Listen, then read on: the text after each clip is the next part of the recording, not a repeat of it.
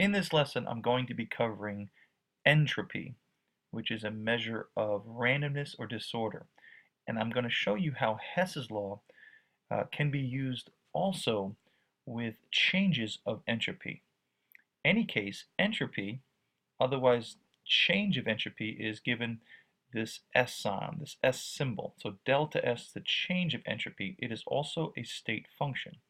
Now, what is entropy? Entropy is the measure of disorder, measure of randomness.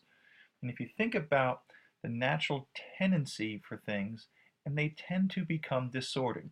Your room at home becomes disordered without trying. House becomes cluttered, a classroom becomes cluttered, things in nature become cluttered and disorganized naturally. And that's, of course, in the absence of living things. Living things are very ordered. For instance, if you look at this DNA, structure here, DNA is highly organized, very specific base pairing going on that give us our genes, our genetic behavior. In fact, the order of a DNA sequence is very precise. The slightest deviation can have disastrous results. And this is very interesting, I think. All humans are 99.1 similar in their DNA. Incredible amount of organization to have exactly the type of a base pairing that we need to show our genes. So in the absence of living things, now if you think for a second, is living things natural? Well, they seem to be, but leaving living things by themselves, they tend to also break down and decay. That's a tough thing to think about, but we all will break down into the Earth's elements at some point. And that's what, soils that we dig up from the Earth are from past living.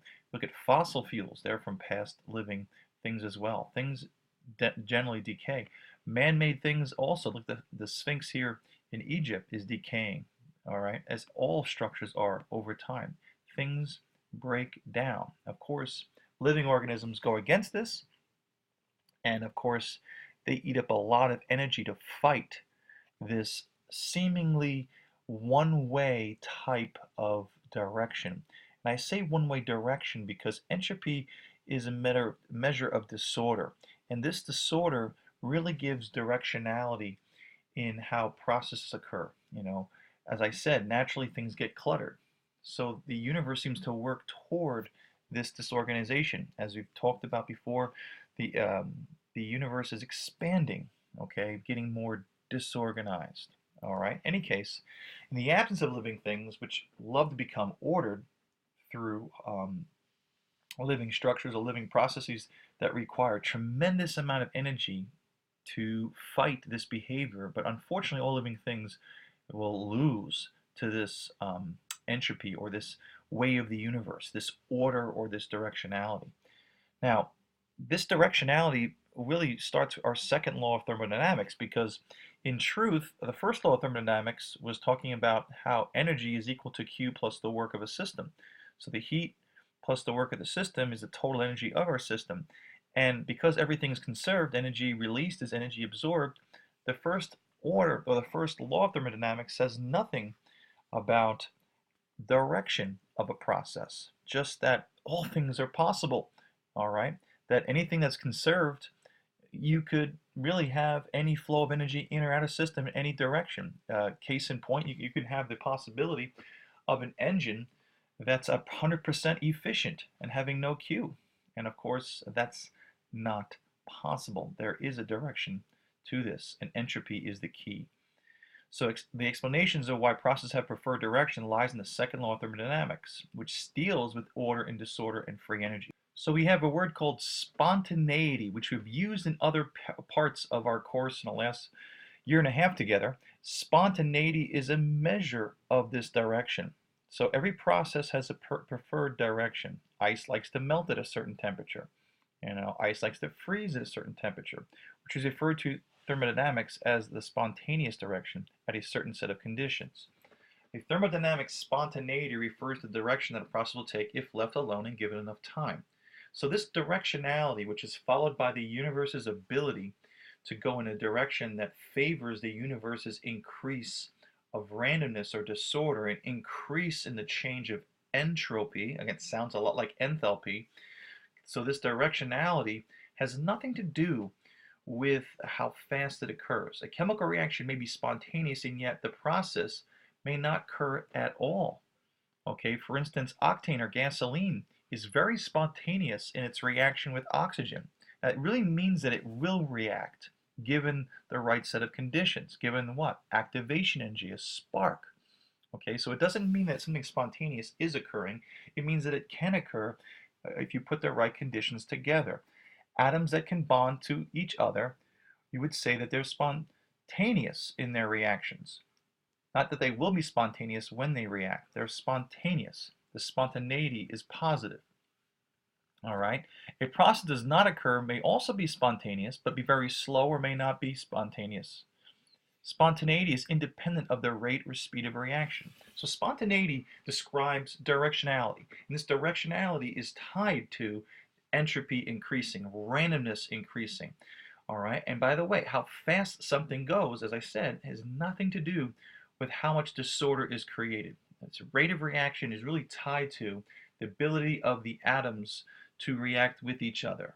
And if you don't have any atoms, or if you don't have enough atoms in a certain area, really you can't have a fast rate of reaction without having atoms, number one, that can react, which would mean that they're spontaneous, and two, have the ability to do so. So rate or speed of reactions, don't tie them together. The decomposition of hydrogen peroxide, as this picture is showing, that's the I Dream of Jeannie reaction that I've done, is very spontaneous but reacts very slow under normal conditions. A catalyst is needed, okay, for the reaction to occur. So it's spontaneous, okay, reaction, whether it's a catalyst or not, but the catalyst is part of the condition that, again, allows for the atoms to react easily. Okay, how easily they react or not has nothing to do with spontaneity. Spontaneity is the direction of a reaction, whether it's fast or slow in terms of speed, nothing to do. Now, of course, reactions that tend to be very, very quick and fast, okay, seem to have high spontaneity. And we'll talk more about that, but don't tie them together. Now, if something is spontaneous, it means that there's direction. Hydrogen peroxide loves to decompose. And that's why there's a shelf life to hydrogen peroxide, especially if you leave the bottle open. So hydrogen peroxide with the bottle open will decay, or decompose, I should say, into water and oxygen. And the oxygen will leave, and eventually it will become water. So there's a shelf life to this. Now, if it spontaneously becomes H2O and O2, and notice something, 2 molecules of H2O2 become 3 molecules. So the entropy of the system is increasing and the entropy of the universe is increasing.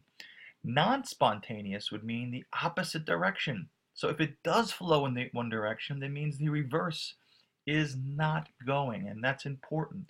When we look at chemists who decide whether reactions occur or not, spontaneity, or the increase of entropy over time, really is what we're describing here. So for the first time, we're really talking about a quantity that helps us decide, hey, whether or not this reaction will go. Back in the times of the medieval times, where we had the, quote, wizards and the warlords and the witches and all these people that had magical powers, which are probably just alchemists who had some tricks up their sleeves and some chemical reactions, they knew what reacted. They knew what was spontaneous. That's the key. We're dealing with something that tells us whether or not a reaction can occur. And it doesn't mean if it's occurring right now. Can it occur? And given those set of conditions, it's important. All right? So when a process is spontaneous, its reverse reaction is non-spontaneous, right? If something goes in one direction, that means the other direction is not going. So if the entropy is increasing this way in the universe, it's decreasing in the reverse. Directionality, very important. Now, energy is tied to this spontaneity. We know that spontaneity is tied to randomness. Okay, and we know that's tied to the directionality of the universe. However, we also know that the change of energy is tied to this as well. We know that exothermic reactions, going from high energy to low energy, is also a favorable process. We know that an exothermic reaction, as we have here, is a negative change of overall energy for a system. It's losing it, and endo is gaining. We know that both exo and endo can be spontaneous. Why do we know? Because they are exothermic reactions and they are endothermic. So if they're spontaneous, they are and can occur. Now, of course, there are far fewer endothermic reactions than exothermic, and this tells us that generally speaking, going from high energy to low energy, becoming stable, I've been talking about this for a long time, is one of the driving forces. The reason why sodium metal becomes sodium ions is to achieve the noble gas configuration. They're getting stable. They're going lower in energy. So when we bond, one of the driving forces for why things bond is to go to lower energy. So energy is tied to this directionality, but it is not everything as people have incorrectly described in many textbooks. Knowing whether a reaction or a process is exothermic or endothermic alone is not enough to determine spontaneity. Because if it is an exothermic process or an endo, that means they are happening and they are spontaneous. The point I'm trying to make that there is some sort of other driving force behind energy that seems to include that exothermic is more favored because there are more of them. So liquid going to a solid is clearly going to be exothermic because we have the number of moles, okay, times the change of fusion. And the negative means that energy is released here. And of course, when we have the solid going to a liquid, the melting, okay, we have the endothermic process. And again, the endothermic process occurs because under these set of conditions, they can occur. So both of these, exo and endo, are spontaneous because they both occur. But very important, they're spontaneous at different set of conditions. That's something to think about, again, as we talk about all these conditions. So again, moving forward. Now, molecular disorder is important to think about because we're talking about atoms and molecules here. And as we talk about the sphinx decaying or those kind of things, what about actual molecular disorder? So as I talked about, the egg breaking on the pan is spontaneous, whereas the egg and its pieces reforming back into the whole egg is non-spontaneous. Of course, that's silly. The egg is not going to reappear, so that's why egg breaking is the spontaneous process because the reverse doesn't occur. But molecular spontaneity is a great example is shown here. If I have a clear gas here and I have this brown NO2 red gas as we've seen as the product of nitric acid and let's say copper as we've seen, and we open them up, what's going to happen is the highly ordered NO2 gas becomes the goes into the other bulb that has no gas in it, and you notice it goes spontaneously from the highly ordered gas to the vacuum. It goes toward the vacuum, and things go from highly ordered to disordered. As you can see, we've brought some molecules to both sides of the bulbs when they open them up. Obviously, it's going to flow from the red into both sides when you open up the valve, and you can see that there's a definite direction. We went from ordered to disorder as we spread out the molecules and have more distance between them. So obviously there's a directionality in this process, and of course it's favoring the increase or the change of entropy or delta S. All right, but once they achieve equilibrium, once the same number of molecules come in here as they come back, then there is no net change in spontaneity or entropy. And we would say you're at a standstill here, and now there's no, the change in S is 0 at this point. Or you would say the Gibbs free energy is 0, but we'll get to that. All right, at equilibrium, there is no net change in spontaneity.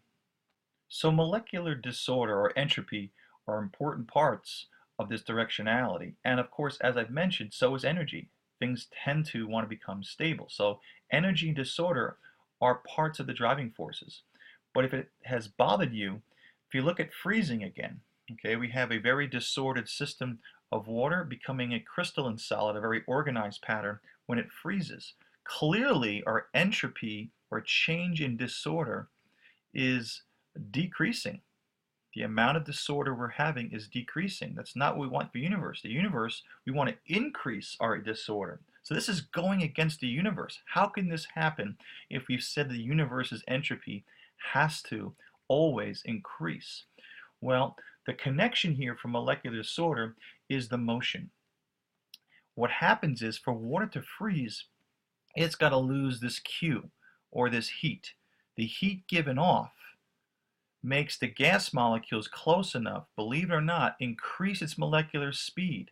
So wait a minute, the heat given off by the water to freeze to become less chaotic and lower change in entropy, it seems like that could never happen according to what I'm talking about. But interesting enough, This process has to be exothermic enough to do what?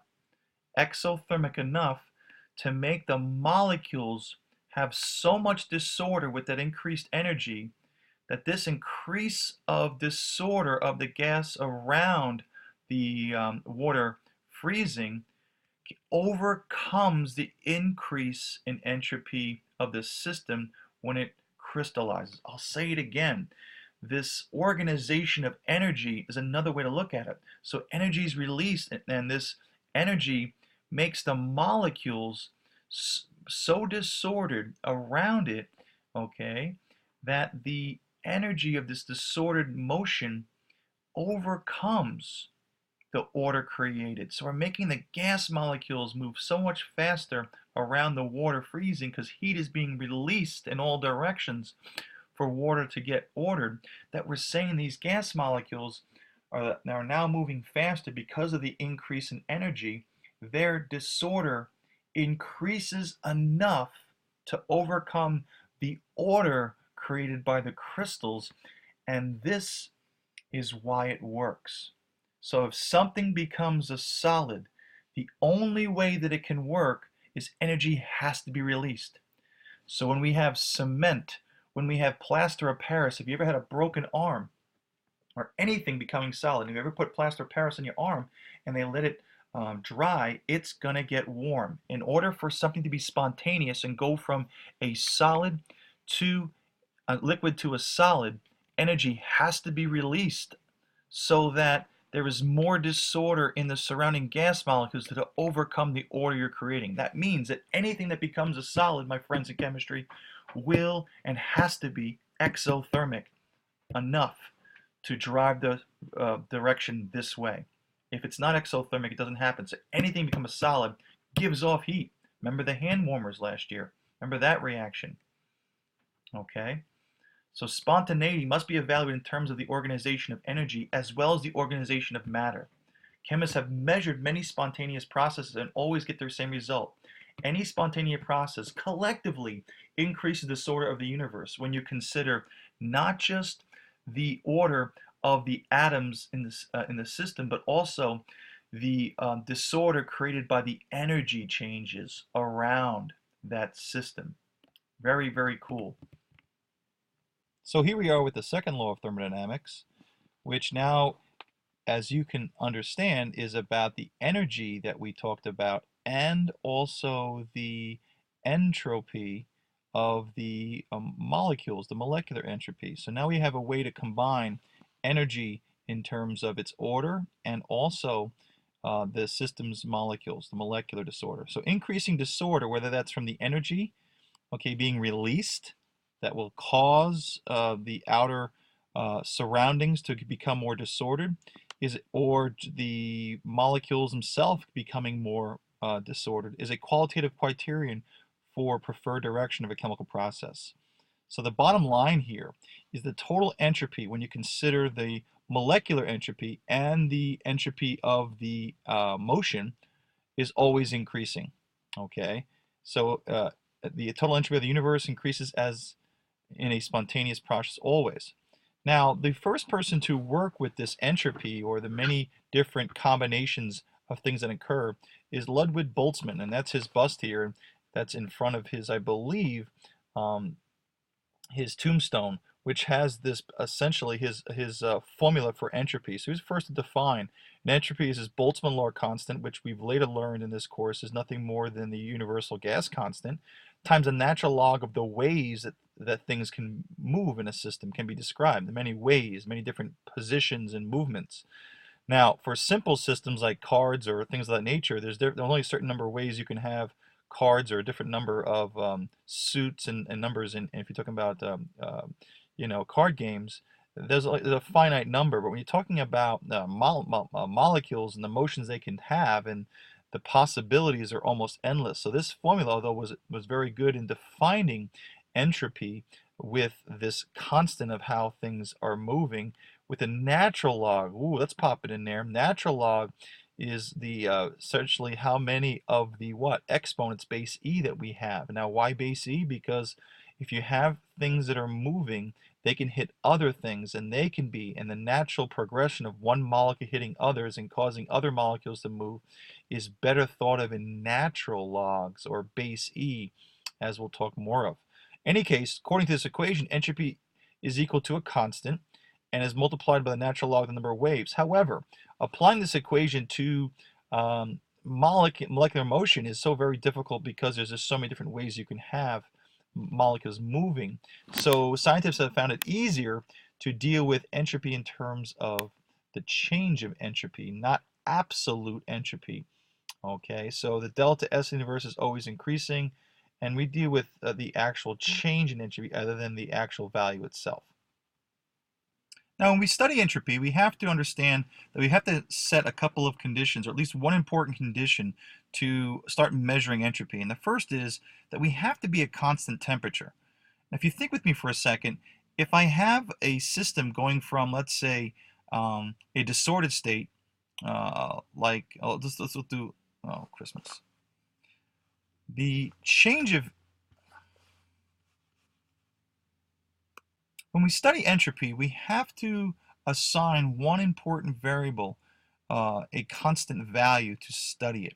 If you think about entropy and you think about its ability to define the disorder of the system or the molecular disorder, we can't muddle that up with molecules getting faster and slower during a process. If I'm trying to see if the molecules are becoming more disordered, and let's say in the case of a solid becoming a liquid, and if I had changes in temperature occurring, although in a phase change they are constant, but if I muddle that with trying to pump the system with more energy, it becomes very difficult to try to discern.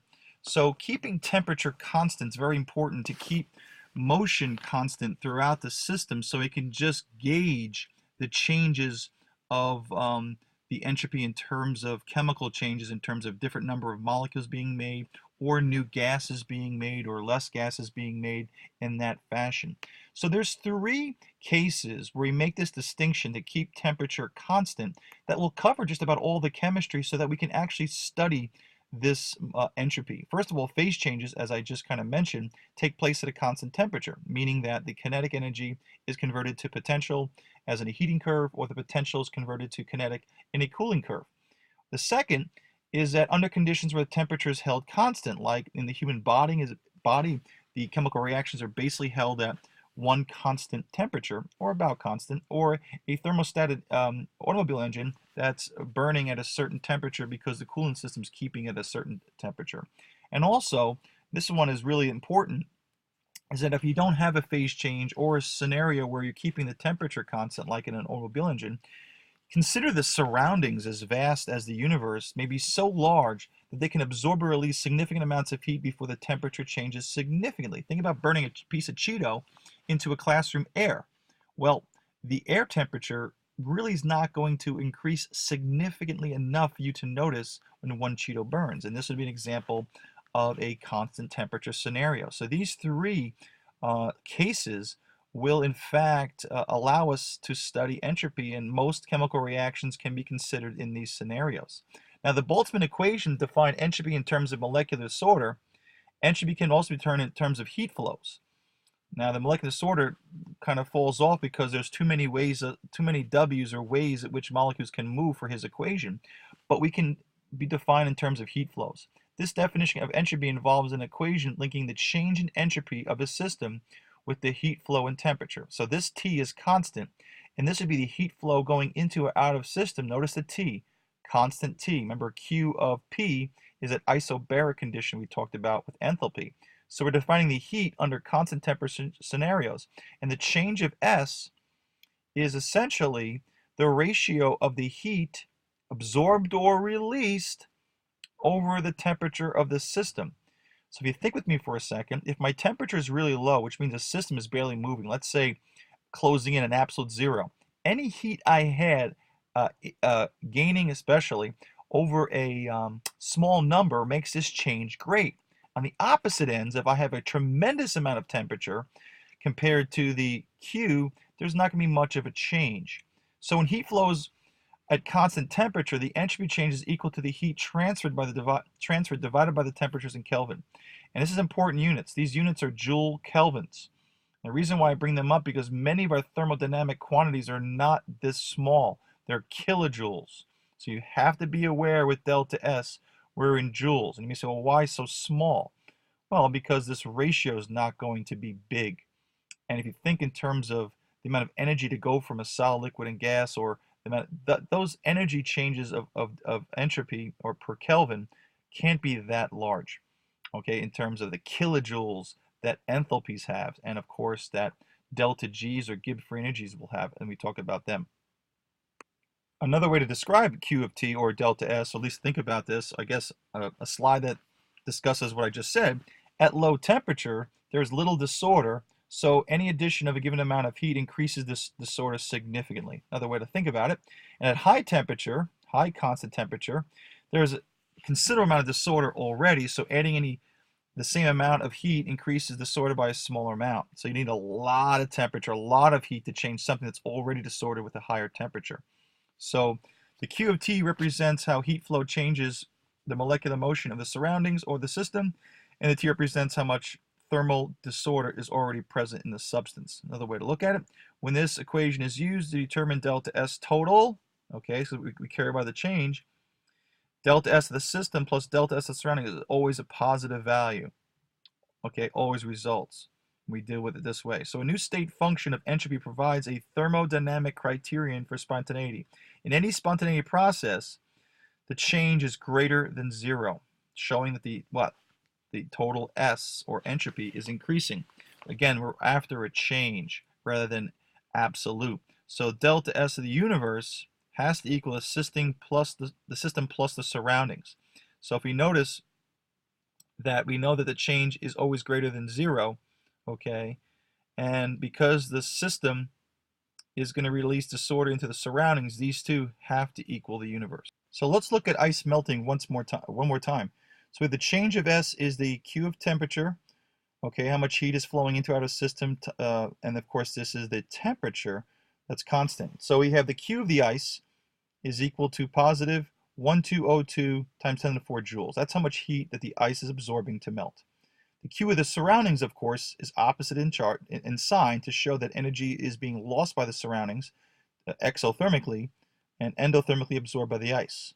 Now, if you look at the system, the delta S of the system, which is we're going to define as the ice, we take the joules and we divide by the temperature at which it melts, okay, and we get a delta S for the system, 44.0 joule kelvins. Now the surroundings you would think is the same amount, but the surroundings temperature is 298, so this bottom temperature is bigger. Same amount of Q of T is released, gives me a negative value, but notice it's negative 40.3, whereas the delta S of the ice gained an increase in entropy of 44.0. How did that occur? Why isn't the same number? Well, because as the T is higher for the surroundings, there's less of a change of this Q. Higher temperature for the surroundings, same amount of heat, the change is far less. Yes, it's going down, it's losing heat, so therefore the molecules surrounding them become less ordered, but the increase in entropy is great enough to overcome the loss of heat. So yes, this is an endothermic process, which seems it goes against what? Nature. You're gaining energy of the system when we're supposed to go from high energy to low energy, but endothermic reactions can be what? Spontaneous if the change is still going to be positive. So the entropy lost by the surroundings is smaller than the entropy gained by the system. Delta S, so the change of entropy total, is what? Final minus initial, or in this case, I should say the system plus the surroundings, is positive 0.37. Okay? And a positive 0.37 means that the total delta S of the universe increased in the process, and that's why it occurs. Only if, okay, this number is bigger. All right, so that explains why ice can melt. Even though it's endothermic, it tends to go against it, and heat is becoming less ordered. How does that work? Well, because that the organization the disorganization of the ice melting is enough to compensate the lack of organization of the energy being lost. And that explains why delta S is greater than zero. And that's the second law of thermodynamics, which states directionality when the what? When the conditions are correct. So even though this process is endothermic, it's still spontaneous because the overall change is positive 0.37. So looking at our first law of thermodynamics, which is a nice law that says anything is possible, energy is conserved, delta E of the universe is equal to zero because the heat lost equals the heat gained, or the combination of heat and work in both directions. Everything can happen, energy can flow in all directions. Anything is possible, any reaction can occur. Then the second law states, well, no, there's a directionality with this when you combine the molecular disorder and the heat organization. So there is a directionality, definitely. But then the third law comes in and says, well, the entropy of a pure crystal with no impurities at 0 Kelvin is 0, which shows us there is a directionality, but up to a certain point. That itself is limited. So it's kind of a party pooper here. That yeah, we have directionality. So every law kind of makes the other one feel poor. This one's unbelievably happy. We can be conserve in all directions, and there's no direction to any reaction. Anything can occur. We can make gold out of anything. This one says, no, you can't. There's a direction. And of course, this one says there's only direction to a certain point. As the temperature drops to 0, there's no more motion, and you create a crystal with no impurities. That is 0 molecular motion.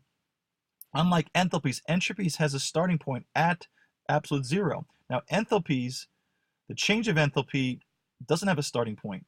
It's a change from what? A baseline, maybe, but not a starting point from a true 0 in terms of no more heat or no more change. So entropy has a starting point at 0, and it goes up from there. And we measure absolute entropy, not changes, from 0 up to, let's say, 298 Kelvin, and measuring the energy that comes into the systems at constant temperature along the way.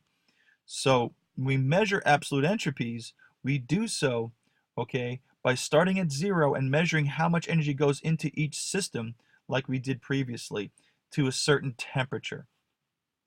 So as we take any kind of element or compound at 0 degrees or 0 kelvins, and we give them energy, we can measure their molecular motion, and we can also measure the energy it absorbs at phase changes as well, and we can come up with a value of absolute energy. This is not a change now, so this doesn't have to be at constant temperature scenarios. This S of 0 is at standard conditions, 298 Kelvin, which is 25 degrees Celsius, and 1 atmosphere of pressure. So if you look at the tables of absolute entropies, which I have given to you as well, you'll see there's no zeros. Elements are not 0. We're not talking about the energy it takes to create them. We're talking about their amount of molecular disorder. Of course, gases should have higher disorder than solids. Copper atoms in metallic bonding have a much less disorder than a gas who has tremendous amount of energy. Now you'll also find bigger gas molecules tend to have, also high amount of disorder. Now if you look at single atom gas molecules, their disorder is less, but gas molecules with more atoms in the gas molecule have more degrees of freedom, so their absolute entropies are greater than atoms or that are gases that don't have these degrees of freedom. You have all these hydrogens and carbons that can, as we talked about before in bond energies, vibrate and rotate between each other. The bond energies can go back and forth. The bond lengths can shorten and lengthen. So all these little atoms connected can move back and forth, and they have more more types of degrees of freedom, more types of or higher absolute entropies. Now, absolute entropy depends on its phase. As I just talked about, solid is less than its liquid, less than a gas. Of course, the more restrictive phase, the lower the entropy. Among substances that share a phase and similar structure, the absolute entropy values increase with molar mass. And that's because of the molar mass having more degrees of freedom. So that is important. So when we look at our entropies, we notice that we can actually get a change of entropy by looking at our AP tables, and we can see that products minus reactants can get us to a value for the change of entropy. Whoa, products minus reactants, delta S, how does this work? So to understand why the change of entropy, okay, has to equal the summation of the entropies, the absolute entropies of the products minus the summation of the absolute entropies from tablature, from this little zero, of the reactants. The reason why we do it is products minus reactants. Let me explain. If I have ammonium chloride, a salt, an ionic compound with a crystal lattice, when it dissolves in water, it makes these free ions.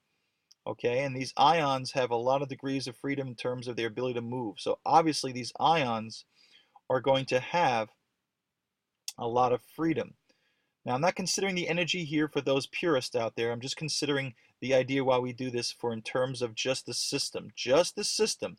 We have one particle breaking apart into ions here. So if one thing breaks apart into two pieces, okay, there's a lot more degrees of freedom in these pieces. The change of entropy we want by convention to be positive to show that it's increasing and the molecular disorder is increasing. So how can I do this?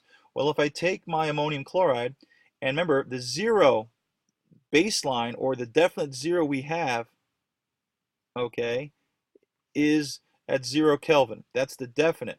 From 0 Kelvin up to some kind of absolute positive entropy, this may represent the S of 0 of 1 mole of NH4Cl. Don't forget the tablature is per 1 mole as well. So I'm right here.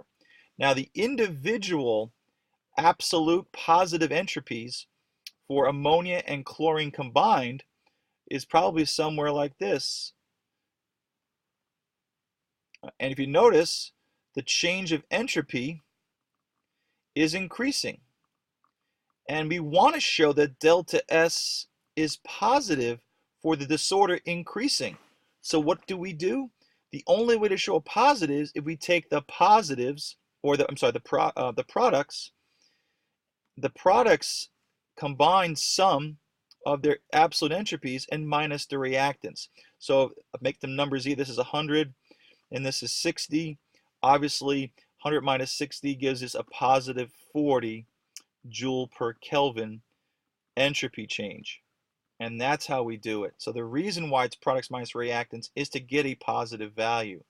So it's much like delta S, delta H's, where it's products minus reactants. And of course, this is an application of Hess's law. Okay, and this is how we can do, because we have, again, a baseline at 0 here. All the delta S, or all the absolute entropies are, guess what? Interconnected from 0. So we can use this application of Hess's law to get the change of S of a system.